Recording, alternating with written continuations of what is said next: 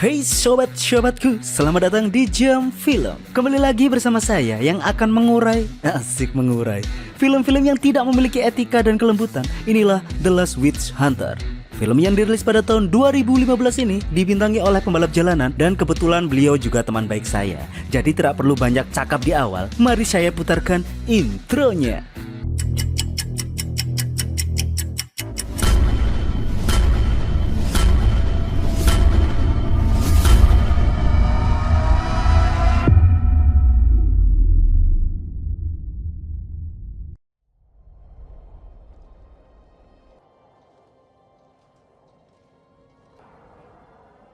Film ini diawali 800 tahun lalu sebelum zaman sekarang. Kita diperlihatkan pasukan organisasi yang bernama Kapak dan Salib yang memiliki eksekutor bernama Kaldor. Yang di hari itu mereka akhirnya berhasil menemukan sarang dari Ratu Penyihir yang telah memberi wabah penyakit di seluruh semesta pada waktu itu. Dan kini pasukan organisasi itu akan memburu si Ratu Penyihir. The daughter, be avenged. Sebelum itu, mereka akan dibekali doa-doa oleh pendeta kelompok yang disebut dengan sebutan Daulan. Us upon our lands. Tell her heart beats its last, for there is nothing to go back to. Daulan. Setelah menyusuri sarang, akhirnya mereka dipertemukan dengan sang ratu dan dunia persilatan pun dimulai.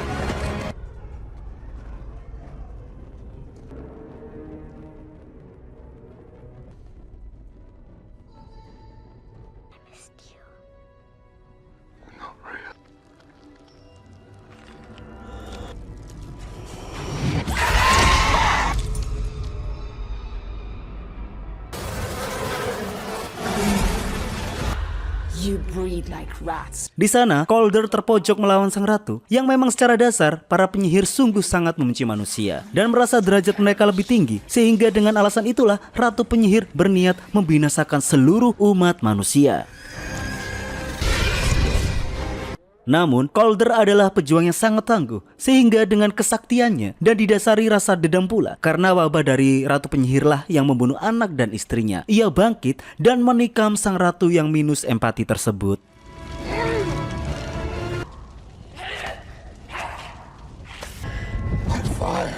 Everyone you wish for death. Today we born. Namun sayang, di ujung sekaratnya, Ratu Penyihir itu memberi skill terakhirnya di mana dia memberi sebuah kutukan kepada Kaldor, yaitu kehidupan yang abadi, tidak bisa mati, dan yang akan membuat Kaldor merasakan kesendirian untuk selama-lamanya dan tidak pernah merasakan kedamaian di dunia secara unlimited.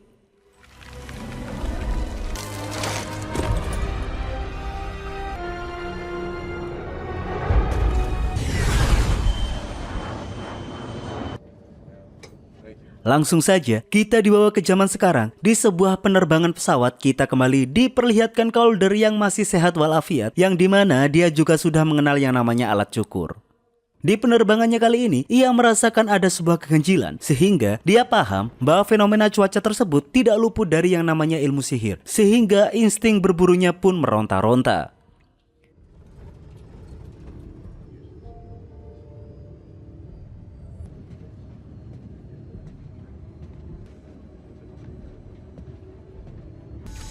Hey,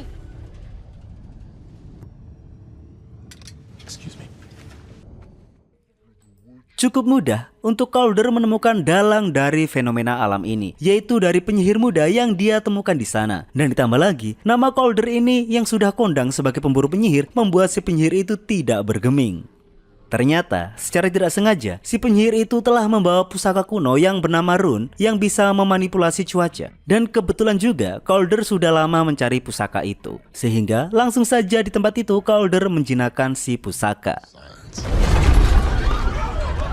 Unbelievable. You witches have no idea.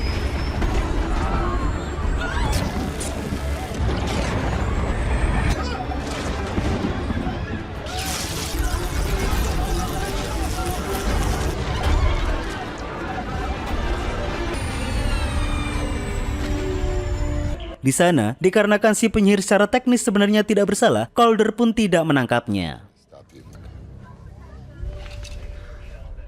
Dan karena Calder adalah orang yang penuh karisma, cukup mudah untuk merayu pramugari Kemelon di sana. Kemelon.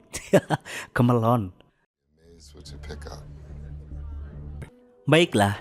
Dari sini mari saya jelaskan, sudah dari 800 tahun yang lalu secara rahasia, para penyihir juga hidup di antara manusia biasa. Mereka juga hidup secara turun-temurun dari ras mereka masing-masing. Namun di kehidupan ini, mereka cukup diasingkan dan dilupakan, meskipun mereka kuat dan cukup berbahaya gitu. Setelah konflik berabad-abad lamanya, akhirnya dibuatlah sebuah perjanjian, di mana para penyihir boleh tinggal dan mengatur kaumnya sendiri, dan harus taat dengan aturan hukum yang sudah dibuat, yang dimana sihir tidak boleh digunakan pada manusia. Namun, ada sebagian pihak yang merindukan masa kejayaan seperti zaman Ratu Penyihir. Sehingga itulah yang menyebabkan Calder bersama organisasi Kapak dan Salib masih terus memburu penyihir yang tidak taat aturan untuk mereka tangkap dan dimasukkan ke dalam penjara khusus penyihir. Kita diperkenalkan dengan orang tua yang menyandang gelar Daulen ke-36 yang secara turun-temurun akan mendampingi Calder. Masa kerja yang sudah 50 tahun lamanya menemani Calder yang tidak bisa tua itu. Daulen ke-36 ini berniat untuk pensiun. Sehingga Calder memberi kenang-kenangan sebuah pena yang disebut dengan Waterman 402. Barang yang sangat langka. Terlepas dari itu semua, memang Calder paling cocok dengan Daulen yang ke-36 ini daripada Daulen-Daulen sebelumnya, yang nampak bahwa Daulen 36 ini semacam mempunyai idealisme tersendiri atas organisasi Kapak dan Salib tersebut.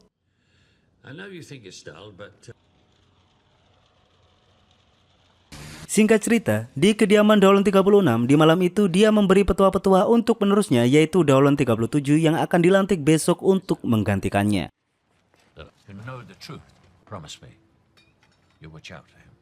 Namun, di malam itu juga, pasca kepulangan calon Daulen 37 pulang, di sanalah ada seseorang yang tengah mengintai.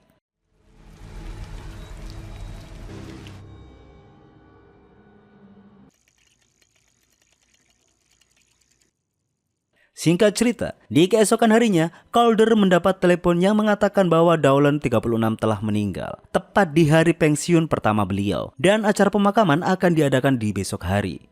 Lalu di hari itu juga, Calder menyaksikan upacara pengesahan untuk Daulen baru generasi ke-37 di gereja khusus. I promise.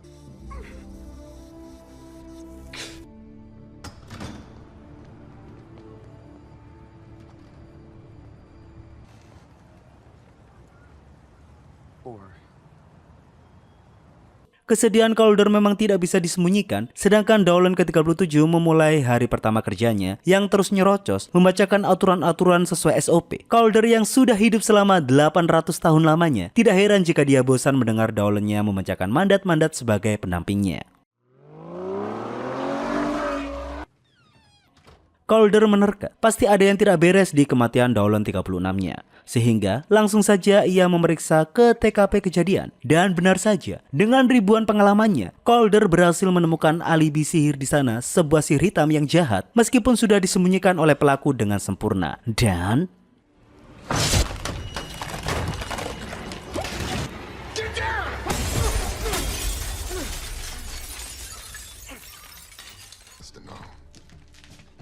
True. It's neither good nor evil. This is dark magic. They tied him to the chair. setelah melihat buku catatan Daulen 36, Calder akan melakukan investigasi. Dia tahu kalau Daulen 37 di sini sebelum pembunuhan terjadi. Calder memeriksa Dolan 37. Di sana nampak ada sihir luka bakar di tangannya. Seperti yang Dolan 37 jelaskan di awal, dia sudah pernah bertemu Calder di masa kecilnya, dikala dia mendapat serangan dari penyihir yang membunuh kedua orang tuanya. Dan setelah melihat aksi Calder belasan tahun yang lalu telah menyelamatkan hidupnya, di sanalah anak ini memutuskan untuk menjadi Dolan dan akan menemani Calder membasmi penyihir-penyihir yang jahat. Dan kali ini ia akan menemani Calder untuk menemukan pembunuh dari Dolan yang ke-36. I've waited my entire... Well, now's your chance. Deep breath. Center yourself. Right, of course. Langsung saja, tujuan pertama Calder adalah sebuah toko roti yang padat pengunjung yang dimiliki oleh seorang penyihir tingkat 14 yang bernama Max. Seperti pada umumnya, semua penyihir di alam semesta ini selalu takut dan ingin menghindar dari Calder. Di sana, Calder hanya ingin bertanya kepada Max tentang barang yang ia temukan di rumah mendiang Dolan 36, yaitu sebuah benda yang bernama Henbana Griffin yang sangat langka dan terlarang, yang selalu digunakan dalam ilmu nujum dan sihir hitam. Dan Max menjelaskan bahwa penyihir yang menemukan benda itu adalah penyihir yang tidak takut dengan Calder. Justru malah membuat Max takut kalau berbicara lebih banyak lagi. Namun, daripada dia dipukuli oleh Calder, Max pun menjelaskan apapun yang dia tahu tentang benda tersebut. Be careful. So, no. Dengan begitu, Calder langsung menuju ke tempat berikutnya dan menyuruh Dolan barunya untuk tidak ikut di aksinya kali ini. Demi keselamatan dan agar tidak griseni dalam aksi-aksinya, dia akan mencari rumah yang ada pohon malus dan pasti penyihir itulah pelaku pembunuhan ini. What's that for? Singkat cerita, di hari itu ada seorang anak yang pulang dari sekolah. Di suatu jalan, ia telah terjebak oleh sebuah ilmu sihir.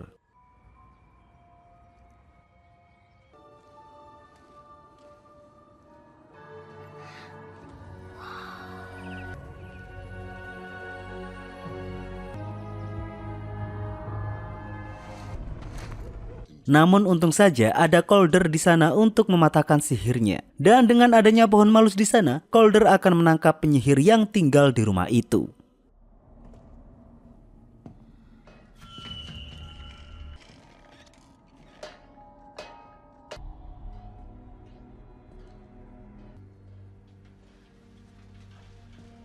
It's okay. Get away from me. It's okay.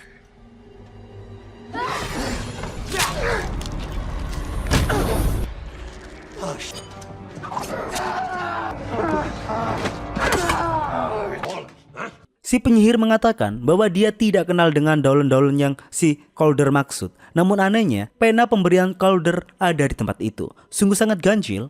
Penyihir itu bernama Alec Lemasnil. Dan dengan begitu, langsung saja ia akan mendapatkan pengadilan dari para sang dewan.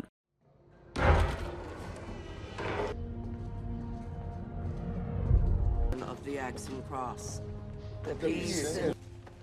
I present the accused. I like the evidence found in the accused's dwelling. Sesampainya di ruangan para dewan, Alec langsung diadili dengan tuduhan dia telah membunuh Dolan ke-36 dengan barang bukti pena pemberian Calder yang ada di rumahnya. Di sana, Alec tidak hormat sama sekali dengan para birokrat yang ada di depan matanya. Ya memang sesuai sih dengan dandanan rebelnya. It is only by Proud of what I done. I murdered your face. And my friend, Calder. has anyone asked him? Di sana, datanglah Calder yang bertanya kenapa Alec langsung diadili tanpa melewati interogasi terlebih dahulu. Bisa saja ada yang menyuruh Alec untuk membunuh Dolan 36, namun si birokrat membuka kartunya dan tidak menemukan 3 kartu pentagram. Artinya, Alec membunuh Dolan atas kemauannya sendiri. Di sana, Calder membantah bahwa kartunya salah. Kejahatan ini merapal mantra perubahan wujud, yang secara teknis tidak pernah Calder lihat sejak 800 tahun dia menjadi sang hunter, kecuali di masa sang ratu penyihir. Di sana, sang birokrat meremehkan dan mengatakan bahwa sang ratu sudah lama meninggal. Tidak mungkin sihirnya bisa muncul di masa sekarang. Pernyataan itu membuat Calder marah, namun kemarahannya tidak merubah keputusan para dewan untuk langsung menghakimi Alec saat itu juga. Dan sang dewan akan membangunkan monster Sentinel untuk membawa Alec ke penjara penyihir.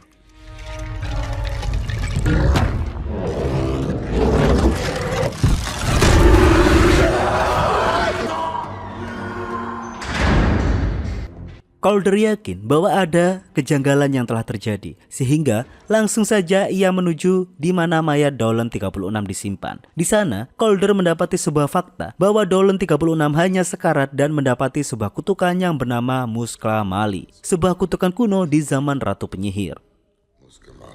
Plague fly. Why didn't they just... Burrows inside of you. It breaks your will. Whatever the killers wanted to know, he would have told them.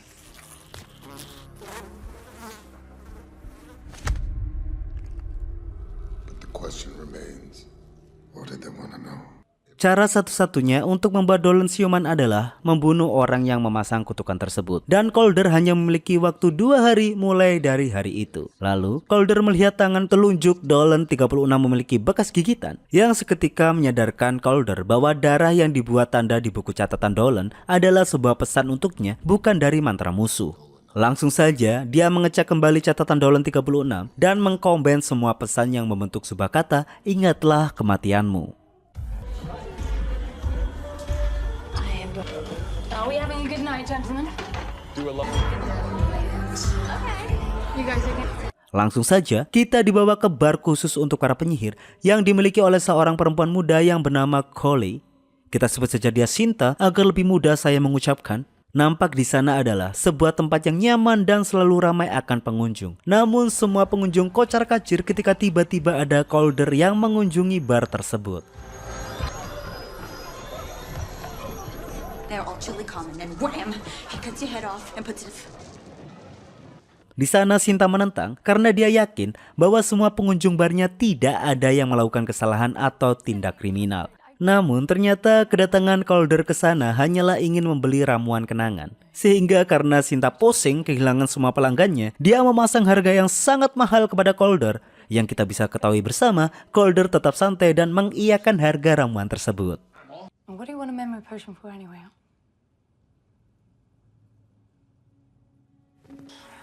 Akhirnya, Sinta membuatkan ramuan itu, mencutikannya ke sebuah leci agar lebih mudah Calder mengkonsumsinya. Dan langsung, seketika Calder akan tertidur dan siap untuk melihat kembali semua kenangan-kenangan yang ada di otaknya.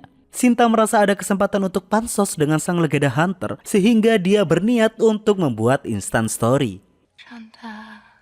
What's Hunter?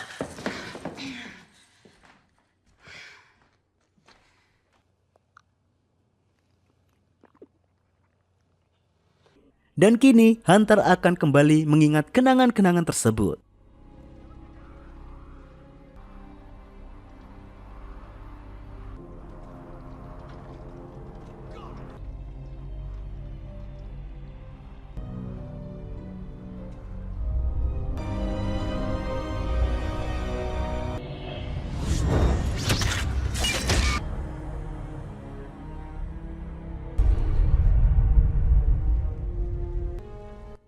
Dia semakin menerka pesan dari Dolan untuk mengingat kematiannya. Dan belum sempat Calder memecahkan teka-teki pesan tersebut,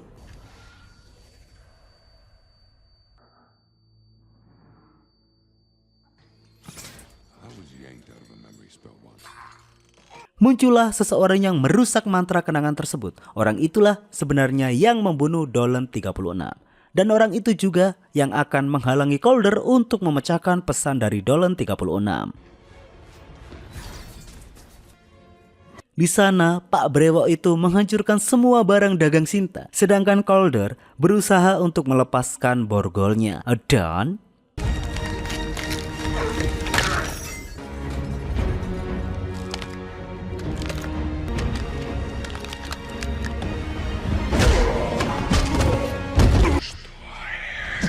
Calder di sana yang masih belum lepas dari efek mantra kenangan, sehingga Pak Brewok itu tidak susah untuk menghadapi Calder sang Hunter.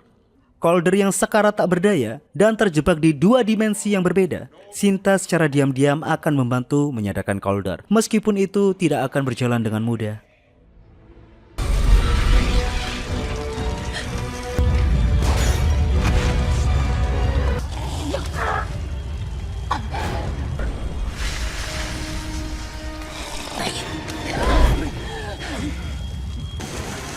Tahu bahwa Calder sudah sadar, Pak Brewok harus cepat kabur dengan cara membuat sebuah portal.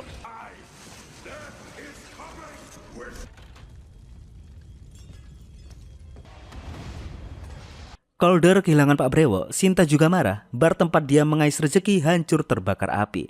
Sedangkan Calder hanya berhasil mendapatkan sobekan bulu jaket dari Pak Brewok saja.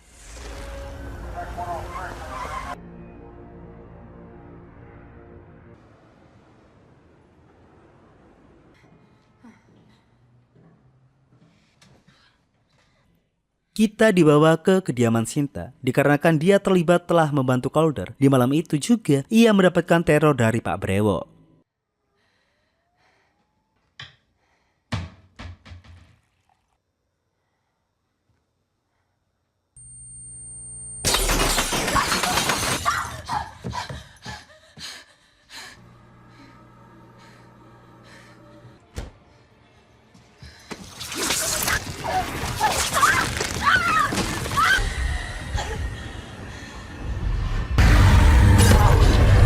Hampir saja Sinta tidak selamat. Untunglah ada Calder yang berhasil merusak mantra Pak Brewok dan meraih Sinta keluar. Langsung saja di keesokan harinya, Sinta tersadar di kediaman Calder. Di hari itu juga, Dolan 37 mendapat info dari databasis FBI tentang data profil Pak Brewok dengan nama lahir yaitu Baltasar Ketola. Biasa dipanggil Belial, orang Finlandia asli. Orang inilah yang mengutuk Dolan 36, sekaligus orang yang menghalangi Calder memecahkan petunjuk dari Dolan 36. Dengan begitu, lagi-lagi Calder memohon Sinta untuk membantunya. Dengan imbalan, Calder berjanji akan memberi proteksi penuh terhadap Sinta. Dengan begitu, Sinta mengatakan dia butuh tanaman yang bernama Snowdonia hawkwen untuk membuat lagi ramuan kenangan. Nah, tanaman itu dibudidaya di rumah sahabatnya yang bernama Miranda. Langsung saja mereka berdua menuju ke rumah Miranda, bermaksud untuk meminta tanaman tersebut. Namun dengan sangat mengejutkan, Miranda telah tewas karena Pak Brewok sudah tahu apapun yang akan mereka lakukan. She died badly. Screaming.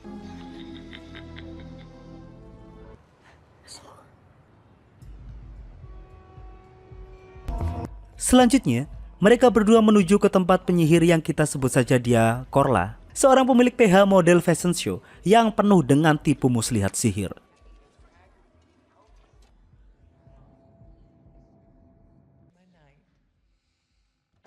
Korla adalah penyihir yang juga bisa membuat ramuan kenangan, sehingga Calder meminta jasa Korla untuk membantunya. Namun, untung saja Sinta tahu bahwa ramuan yang dibuat oleh Korla bertujuan untuk mencelakakan Calder, sehingga dia masuk ke dunia mimpinya dan merusak mantra tersebut.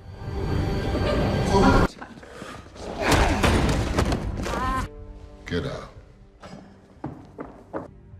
I helped him get the dirt. You know what I like about thrift shop?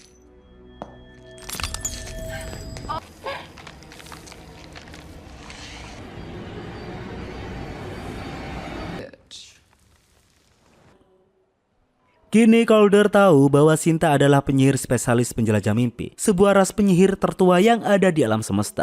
Singkat cerita, kita dibawa ke tempat Max berada, yang dimana Pak Brewok juga mengincarnya, sehingga tanpa drama pertarungan dengan mudah Max dibinasakan. We have plans. Enjoy this.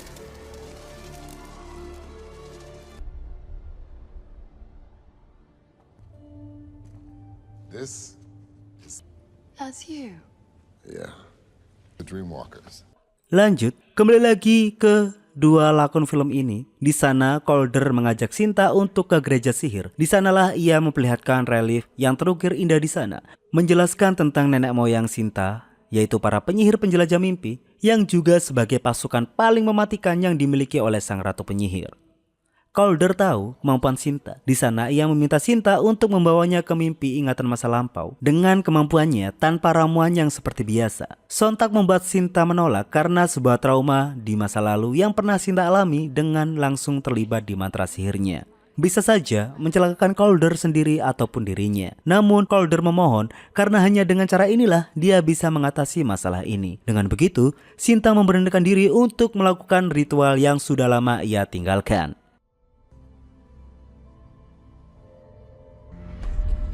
Masuklah Calder ke ingatan kematiannya. Di sana ia melihat pasca menikah meratu penyihir.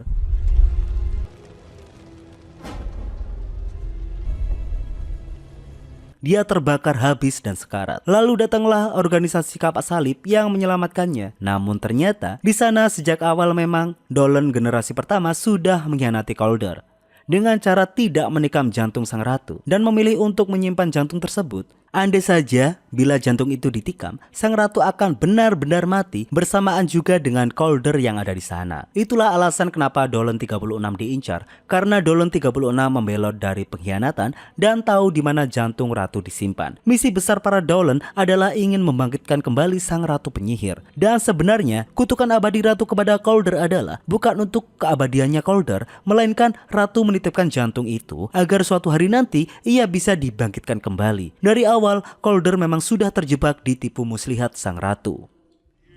We've waited for her return. Our cause. Standard GPS. Langsung saja, Calder kembali dan mau menghajar Dolen 37 yang telah membohonginya. Di sana Dolen 37 mengatakan bahwa ini sudah menjadi sumpah abadi. Dia juga tidak berani untuk melanggar sumpah tersebut. Lagi pula, dengan disimpannya jantung sang ratu, membuat mereka bisa menghindari berbagai potensi pecahnya peperangan besar dari masa ke masa. Dan membuat Calder sendiri tetap abadi hingga sekarang. Namun Calder masih saja marah karena para Dolen seharusnya tidak berhak untuk menentukan hidupnya. Mungkin itulah yang juga dipikirkan oleh Dolen ke-36. Dia ingin menikam jantung sang ratu yang tersimpan tersebut agar sang ratu bisa benar-benar lenyap sehingga bisa melepaskan Calder dari keabadian dan hidup secara normal. Like it or not. Singkat cerita, Pak Brewo akan memulai ritualnya dengan membawa jantung sang ratu ditambah dengan jasad Max yang akan dikorbankan untuk perwujudan sang ratu itu sendiri. Kali ini tidak akan ada yang bisa menghalangi Pak Brewo. Langsung dengan titik koordinat yang sudah diberikan oleh Dolen ke-37, dia siap untuk memburu Pak Brewo dan menyuruh Sinta untuk berlindung ke tempat teraman, yaitu apartemennya.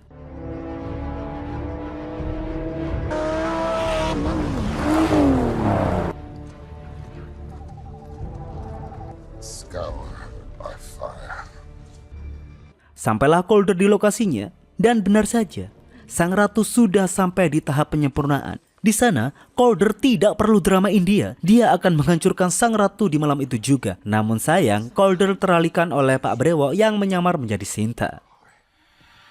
Told you not to.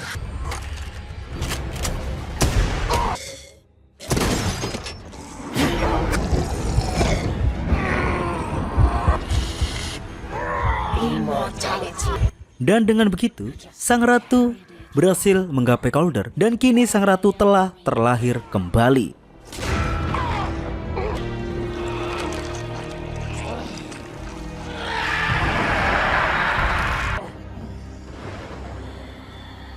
Been frightened,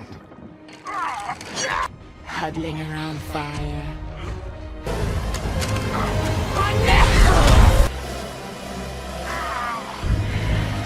Eligo sei ser, knefas kinesta.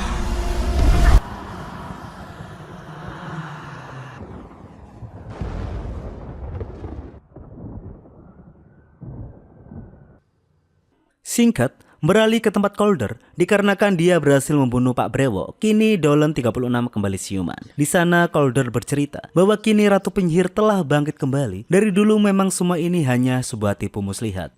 Dia menangkap semua penyihir-penyihir kuat dan memenjarakan mereka. Pada akhirnya itu hanyalah tempat untuk mengelompokkan mereka di satu tempat yang sama agar sang ratu lebih mudah menuntun pasukannya. Semua perjalanan Calder ratusan tahun lamanya hanya berujung sia-sia dan dia harus memulainya dari awal. Di sanalah Dolen 36 mengingatkan kepada Calder bahwa yang harus ia lakukan sekarang hanyalah membunuh sang ratu untuk kedua kalinya sebelum semua itu terjadi.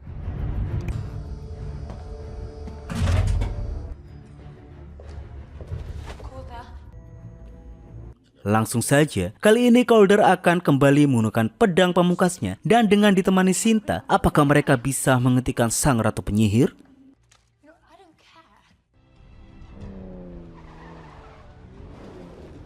Sesampainya di depan gereja, sudah ada Dolen 37 yang menunggu mereka. Kali ini mereka bertiga akan menghentikan bencana besar tersebut.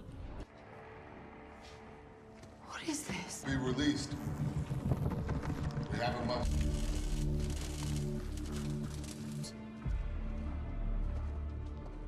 penjara penyihir hancur. Semua penyihir yang pernah ditangkap Calder, Ratu menggunakan kekuatan mereka semua untuk melepaskan sihir wabahnya dengan mantra berkekuatan super. Tidak ada penyihir yang cukup kuat untuk merapal mantra tersebut, tidak terkecuali Ratu itu sendiri. Dengan memanfaatkan para ratusan penyihir lainnya, Sang Ratu menghubungkan pikiran mereka laksana rantai agar mantra superpower tersebut bisa dia rapalkan. Cara untuk menghentikan itu semua hanyalah menyerang titik terlemah dari setiap rantai pikiran tersebut. Dengan begitu, Calder mengeluarkan Elik dari kurungannya, sehingga secara otomatis Sentinel, sang penjaga sel, akan bangkit dan akan menyerang mereka sampai Elik dikembalikan ke dalam penjara. Is his mind?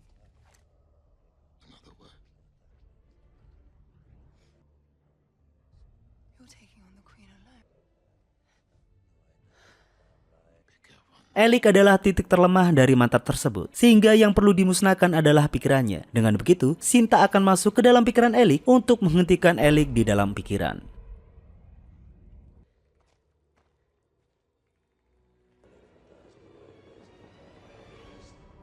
Tugas pertama Calder adalah harus menghentikan Sentinel yang tahu bahwa tahanannya ada yang di luar kurungan.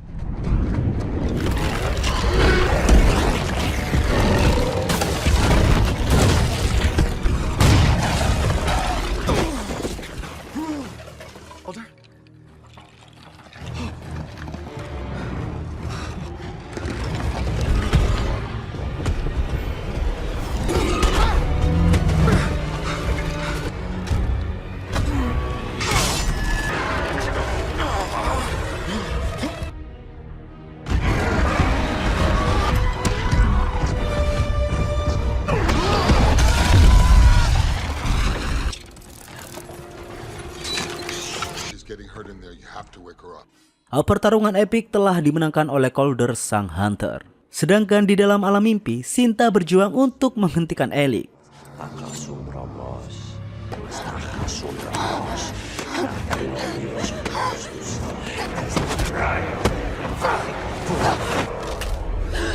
Dan Sinta pun berhasil menghentikan mantra tersebut. Dan kini, mari kita saksikan pertarungan sang Hunter melawan sang Ratu Penyihir.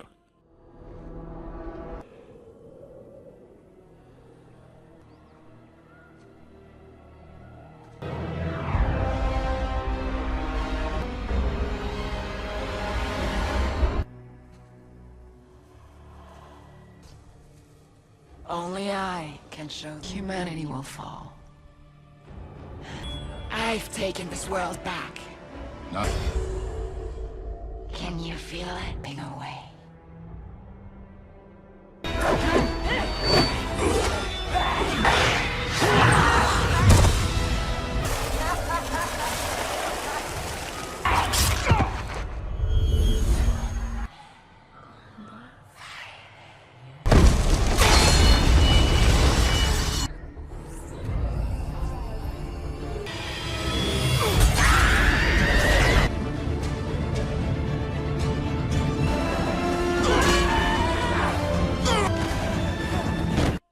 Silat Calder memang selalu unggul dibandingkan sang ratu, sehingga hampir saja Calder menikam jantung sang ratu. Plot twist pun datang.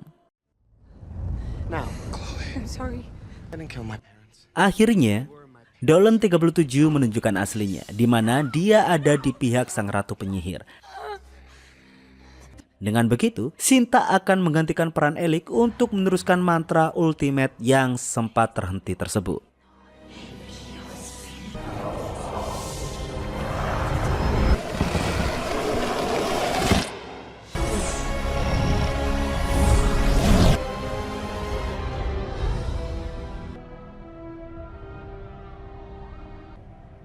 You ugly bitch of a morning.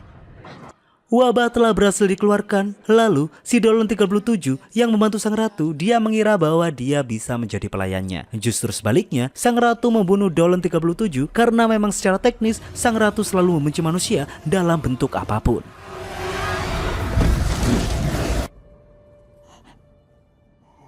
Di keadaan pingsannya, Calder bertemu almarhum anak dan istrinya. Di sana, ia dikuatkan kembali diteguhkan rasa juangnya, dan tidak boleh menyerah begitu saja. Dengan begitu, Calder bangkit dan siap melanjutkan ronde pertarungannya.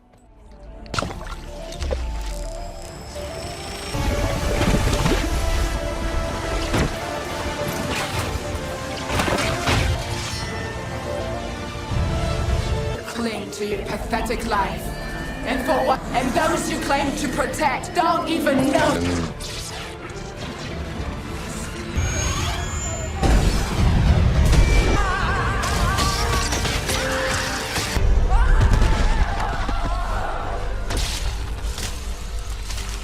Dengan tumbangnya sang ratu, tumbang pula mantra wabah yang sudah sempat keluar tersebut. Untuk mengakhiri semuanya, Calder akan menikam jantung ratu di sana, namun dicegah oleh Cinta. Jika jantung itu lenyap, maka keabadian Calder juga lenyap. Cinta mengatakan ketika dia di alam mimpi, dia melihat ada bayangan yang lebih buruk dari si ratu penyihir. Si bayangan itu telah lama menanti dunia tanpa Calder. Jika Calder mati, bayangan itu akan mendapatkan free pass untuk memporak-porandakan alam semesta. Cinta menyarankan untuk tetap menyimpan jantung itu, menyimpannya di tempat yang paling Calder percayai. The axe and cross would be bothered that they are no. This time I do it for me. Hari kembali cerah. Dolan 36 mengurungkan pensiunnya, dan secara teknis Calder tidak lagi bekerja melayani organisasi Kapak dan Salib, yang secara otomatis Dolan bukan lagi sebagai sosok pendamping Calder dalam sebuah sistem kerja, melainkan sebagai teman sejati atau bestie yang benar-benar hakiki. Dan Calder akan tetap menjadi sang hunter yang paling ditakuti. Dan film pun tamat. Baiklah sobat-sobatku, akhir film yang sangat menyenangkan. Pesan dari film ini adalah tipu muslihat adalah kejahatan yang paling nyata. Sekian dari saya, Jam Film undur diri, dan sampai jumpa di video selanjutnya.